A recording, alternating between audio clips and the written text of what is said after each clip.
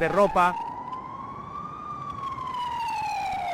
La Rambla Cataluña originalmente pensaba para ser una continuación de la Rambla original del barrio gótico, se convirtió en un lugar de concentración comercial, económica, y esto funcionó muy bien hasta que durante los años 70 llegó a España la fiebre del coche. Se estaba empezando a crear una clase media en España, se quería promocionar el uso del coche. En Barcelona se llegó a eliminar todas las líneas de tranvía que había y también había un proyecto de convertir la Rambla Cataluña en una gran vía para llevar coches a la diagonal y aliviar presión sobre el Paseo de Gracia. Los vecinos de Rambla Cataluña, concretamente los comerciantes, pensaron un plan para evitar que el gobierno hiciera esto. Encargaron 10 esculturas con la temática de animales antropomorfizados con comportamientos humanos. La idea era sembrarlas al principio y final de cada una de las manzanas para de esta forma obligar al gobierno a tener que destruir una propiedad pagada por el público